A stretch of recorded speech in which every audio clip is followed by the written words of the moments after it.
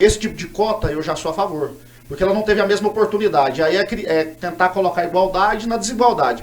Agora, aí, se nós tivermos as mesmas condições, eu não vejo, momento algum, a necessidade de cota. Mas aí, o retrovisor da questão histórica. Até uma vez, numa rádio, se eu não me engano, o Demóstenes participou, não foi nesse dia específico, na Rádio Demais FM, que era aqui na Avenida D, eu tive um programa lá durante 2 anos, foi quando surgiu todo esse discurso e a decisão pró-cotas, né? Na época eu opinei, tem uma questão, você pega, por exemplo, você põe 100 pessoas dentro de 2 ônibus e pega aleatoriamente no Bueno, no Alphaville, em qualquer lugar rico do Brasil, e põe 100 pessoas dentro daqueles 2 ônibus, e pega 100 pessoas de periferia e leva para uma escola para poder fazer um teste de conhecimentos gerais, um teste substancial. A galera da elite vai dar de lavada, meu irmão.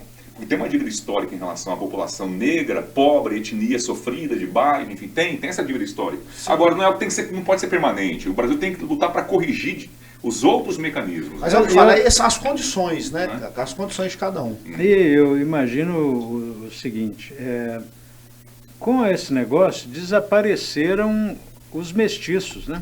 Porque quase todos nós brasileiros somos mestiços, né? Então, na eleição aparece na ficha lá. Eu sou mestiço. O advogado ligou para mim, como é que coloca aqui? Você é branco? Você fala, eu sou branco, meu irmão, pode colocar que eu sou branco aí. Mas se colocar que é mestiço, de repente melhor. Eu falei, não, meu irmão, coloque que eu sou branco. É o seguinte, olha, hoje no Brasil você tem as seguintes, para a IBGE, você tem preto, negro. O que é negro? Você tem preto, você tem negro, você tem branco. O negro, qualquer mestiço hoje se chama negro. E ele tem direito à cota.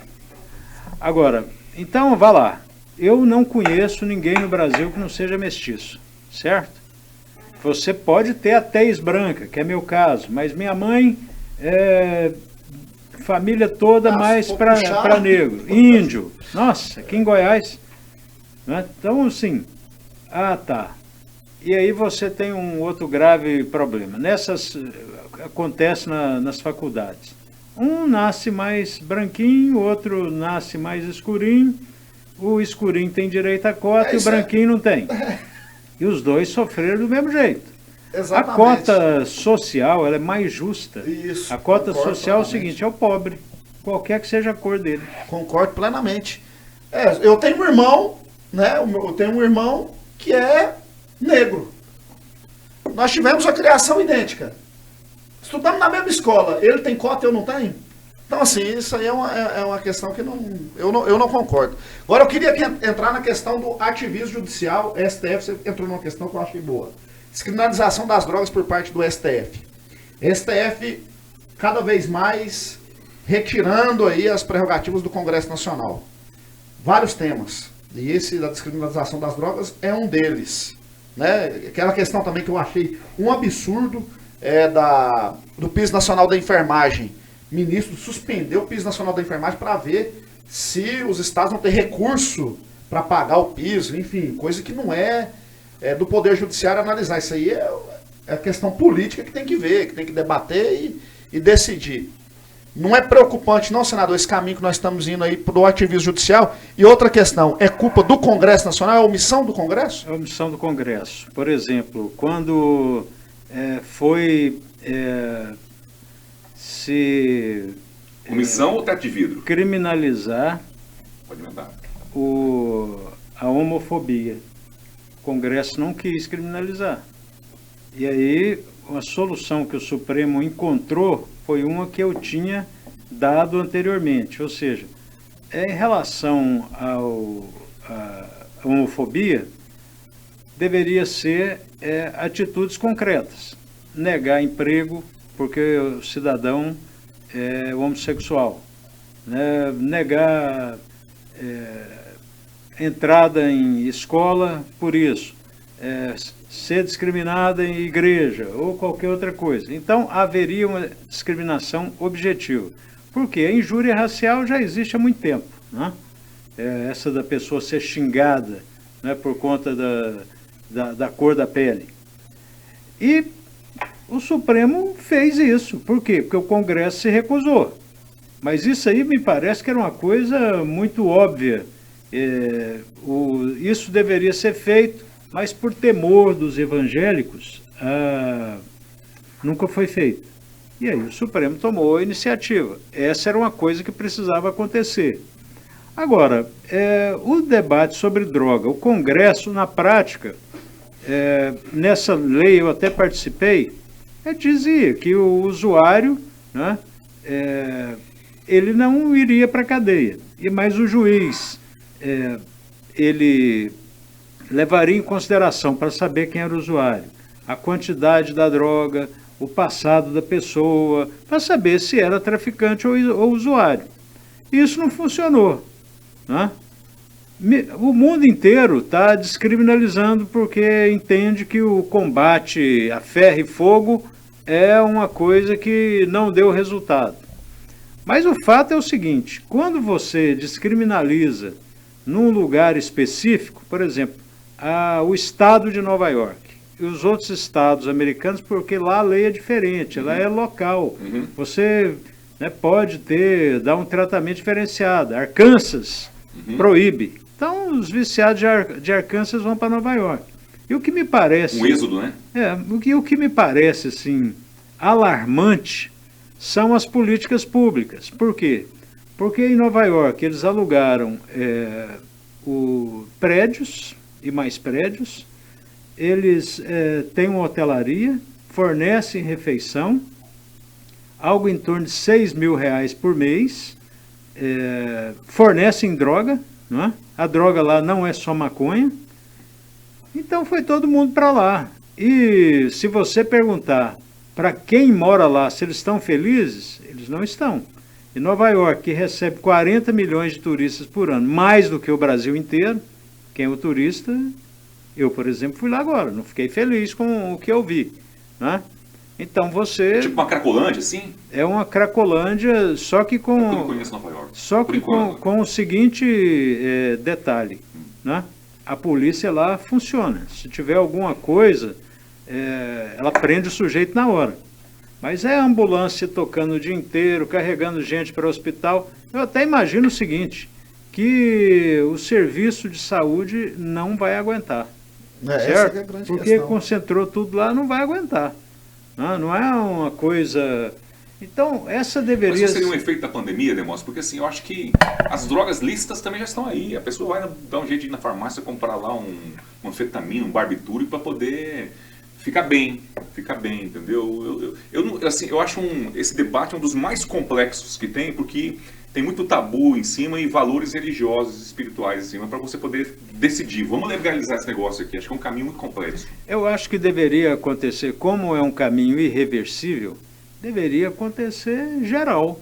Por quê? Se o Brasil percorrer esse caminho, até escrevi um artigo dizendo que nós vamos virar um maconhódromo de 8,5 milhões de quilômetros quadrados. Ainda que seja Demóstenes, você é favorável à descriminalização, pelo que eu vivi e tudo e tal. Eu não me oponho. Mas se você pegar o Brasil apenas, o que vai acontecer? O Paraguai, que é proibido, né, vem para cá. E outra coisa, quantidade. O Uruguai foi liberado, ok? Maconha. Então, mas 73% da droga consumida no Uruguai é comprada de traficante. Por quê? Por conta do consumo. Liberaram 40 gramas. O sujeito compra 40 gramas na farmácia. Mas ele quer fumar 100 gramas. Então o tráfico não deixa de existir. É para acabar com o tráfico. Não vai deixar de existir. 40 gramas, dependendo do usuário, dá para um dia só. E o cara vai querer mais ali. Então, essa coisa vai se ajustar com o tempo. Agora, eu acho que no primeiro momento vai ser muito ruim. Voltar a falar de política. Você se vê voltando hoje para a política, ou de repente não num cargo eletivo, mas participar diretamente do processo? Se você fosse presidente do Brasil hoje, você tem envergadura para isso, né? Tanto técnica quanto moral. Você faria o que diferente do que o Bolsonaro fez e faria o que diferente do que o Lula está fazendo? Olha, primeiro, eu não tenho interesse nenhum mais em voltar para a política. Isso aí foi um rio que passou na minha vida. Eu acho que com o tempo as pessoas vão verificar o que aconteceu e vão ver essas 200 e tal leis que eu fiz, né?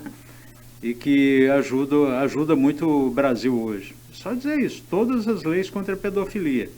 A Polícia Federal faz praticamente todos os dias ações contra pedófilos, né? Bolsonaro, eu até disse para ele o seguinte, primeiro, eu falei, Bolsonaro, um dia o filho dele, o Flávio, né? Eu fui encontrar com o Flávio e tal, ele falou, meu pai gosta muito de você, fez uma ligação de vídeo, né? E eu falei, bom, vacina aí, Bolsonaro, isso é uma bobagem e tal, isso é um exemplo. Não, vacina de jeito nenhum. É muito autêntico, né? Muito positivo.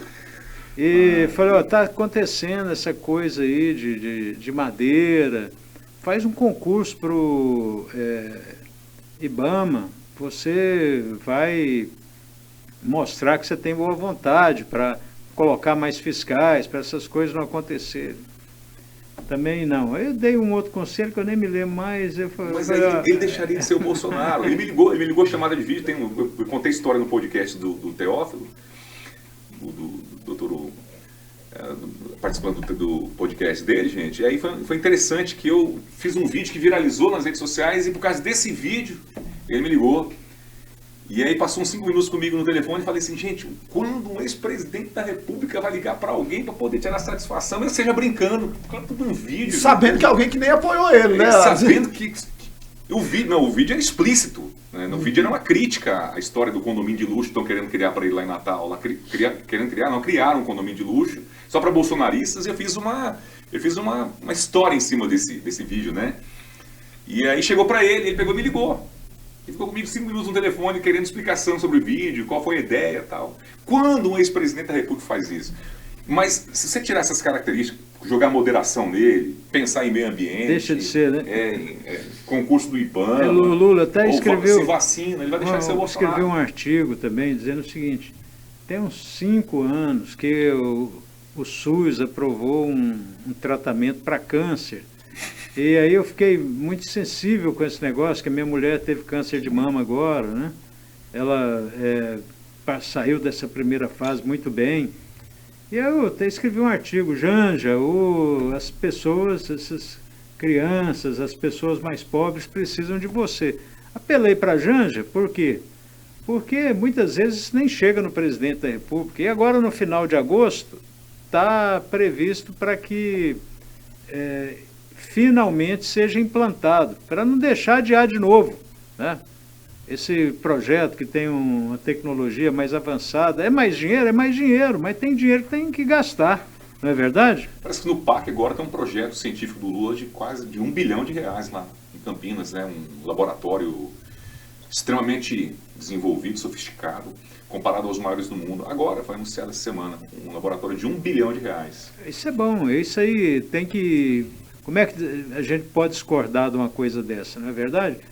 Então, o meu estilo, naturalmente, não é o mesmo estilo do presidente Lula, mas eu até disse aqui no início da nossa conversa. Está gostando do governo dele? Eu acho que ele está indo bem. Por quê? Não fala isso não, porque, você me machuca. Você perdeu Deixa eu te falar. Você perdeu 2-1 em relação ao governo do Lula, que está fazendo o governo bom. Eu ia fazer uma pergunta melhor. Senador Demóstenes Torres hoje no Senado seria base ou oposição ao governo? Oposição responsável. Oposição responsável. Oposição, seria oposição, claro. Mas eu digo o seguinte... Não precisa ficar batendo quais são os pontos positivos desse governo aí? Eu digo o seguinte, o Bolsonaro fez uma coisa interessante, que foi elevar os juros para... que o Lula... Eu digo que o Lula é até um sujeito sortudo, né? Agora, o dólar está baixando por conta da política do Bolsonaro. Se o dólar abaixa, a inflação também abaixa. Se a inflação abaixa o preço dos alimentos. Abaixa carne, abaixa óleo, né? Abaixa combustível e não sei o que e tudo mais. Então, o Lula está colhendo esse processo bom que o Bolsonaro fez. E o Lula, só que o povo sabe disso? Não. O povo que... tá vendo? O Lula entrou Lula aí. Cara. A carne diminuiu de preço mesmo. E o Lula ele é um bom gastador. Eu até falei no podcast lá que o Lula é um bom gastador. E ele entra sempre que alguém junta o dinheiro em caixa.